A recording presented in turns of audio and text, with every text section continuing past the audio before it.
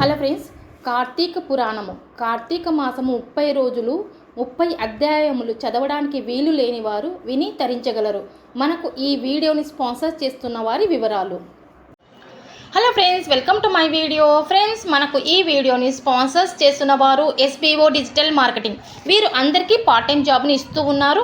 Daily 200కు పైగా సంపాదించుకునే అవకాశం, అది కూడా మన యొక్క ఫ్రీ టైంలో. ఇకపోతే వర్క్ ఓన్లీ.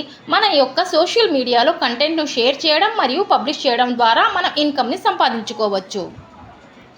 ஸ்கிப் பண்ணாதீங்க, பெரிய தப்பு. தினம் 300 ரூபாய் சம்பாதிக்க அரிய வாய்ப்பு. இன்ஸ்டாகிராம், ஃபேஸ்புக் பயன்படுத்த தெரிந்தால் போதும். Content post and content publishing மூலமா தினம் 300 ரூபாய் சம்பாதிக்கலாம். இந்த வேலை செய்ய 5 நிமிடம் போதும். Work training support, group communication support, all language customer live chat support, முக்கியமா சொந்தமா ஒரு பிசினஸ் ஸ்டார்ட் பண்ற அளவுக்கு உங்களால கற்றுக்கொள்ளவும் முடியும், சம்பாதிக்கவும் முடியும். இந்த வேலை வாய்ப்பு வழங்குவது 5 வருடத்திற்கு மேல ரன் ஆகிட்டு இருக்க நம்ம தமிழ்நாட்டு company school of business organisation private limited. மேலும் விவரங்களுக்கு டிஸ்கிரிப்ஷன்ல கொடுத்திருக்க நம்பருக்கு வாட்ஸ்அப் பண்ணுங்க. ఫ్రెండ్స్, మనము కార్తీక పురాణములోని అధ్యాయములను పఠించడానికి ముందుగా మనము శ్రీ శివస్తోత్రము, శ్రీ విష్ణు స్తోత్రము ఒక్కసారి పఠించి ఆ తర్వాత మనం అధ్యాయంలోనికి వెళదాం. శ్రీ శివస్తోత్రము. వందే శంభు ఉమాపతిం సురుగురం వందే జగత్కారణం వందే పన్నగభూషణం మృగధరం వందే పశునాం పతిం వందే సూర్య శశాంక వహ్నీనయనం వందే ముకుంద ప్రియం వందే భక్తజనాశ్రయించ వరదం వందే శివం శంకరం. శ్రీ విష్ణు స్తోత్రం.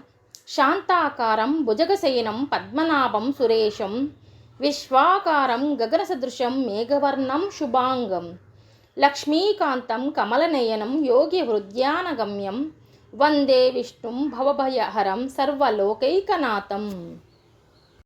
కార్తీక పురాణము 24వ అధ్యాయము. కథ పేరు అంబరీషుని ద్వాదశి వ్రతము.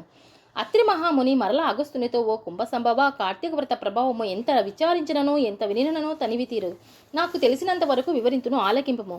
గంగా, గోదావరి మొదలగు నదులలో స్నానం చేసినందువలనను, సూర్య చంద్రగ్రహణ సమయములందు స్నానాతులను ఎంత ఫలము కలుగునో శ్రీమన్నారాయణ నిజతత్వమును తెలిపడి కార్తీక వ్రతమందు కార్తీక శుద్ధ ద్వాదశి నాడు భక్తి శ్రద్ధలతో దాన ధర్మములు చేయు వారికి అంత ఫలమే కలుగును. ఆ ద్వాదశి నాడు చేసిన సత్కర్మ ఫలము ఇతర దినములలో చేసిన ఫలము కంటే 1000 రెట్లు అధికము కాగలదు. ఆ ద్వాదశి వ్రతము చేయు విధానం ఎట్లో చెప్పెదను వినుము. కార్తీక శుద్ధ దశమి రోజున పగటి పూట మాత్రమే భుజించి ఆ మరునాడు అనగా ఏకాదశి రోజున ఏ వ్రతము చెయ్యక శుష్కోపవాసము ఉండి ద్వాదశి గడియలు వచ్చిన తరువాతనే భుజింపవలెను. దీనికి ఒక ఇతిహాసము కలదు, దానిని కూడా వివరించెదను, సావధానుడిపై ఆలగింపమని ఇట్లు చెప్పుచున్నాడు.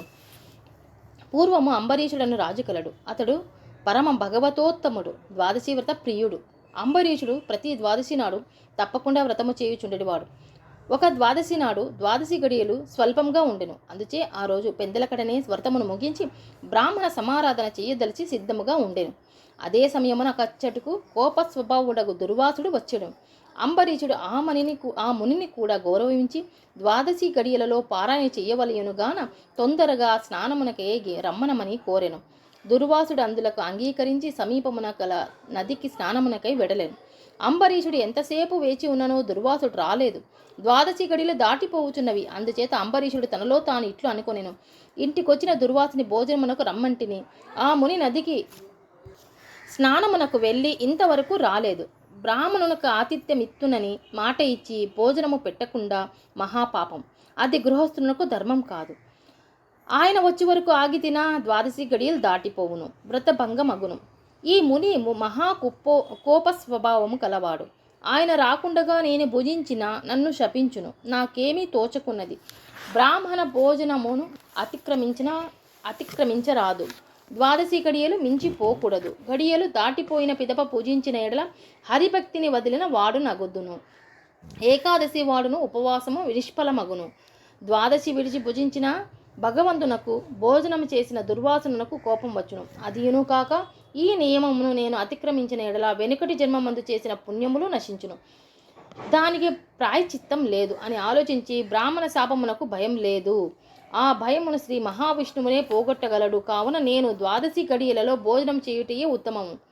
అయినను పెద్దలతో ఆలోచించటం మంచిదని సర్వజ్ఞులైన కొందరు పండితులను రావించి వారితో ఇట్లు చెప్పాను, ఓ పండిత శ్రేష్ఠులారా, నిన్నటి దినమున ఏకాదశి అగుటం చేసి నేను కటిక ఉపవాసం ఉంటిని. ఈ దినమున స్వల్పముగా మాత్రమే ద్వాదశి గడియలున్నవి. ద్వాదశి గడియల్లోనే భుజింపవలసి ఉన్నది.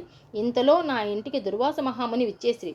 ఆ మహామునిని నేను భోజనమునకు ఆహ్వానించి తిని, అందులోకి ఆయన అంగీకరించి నదికి స్నానార్థమై వెళ్ళి ఇంతవరకు రాకుండెను.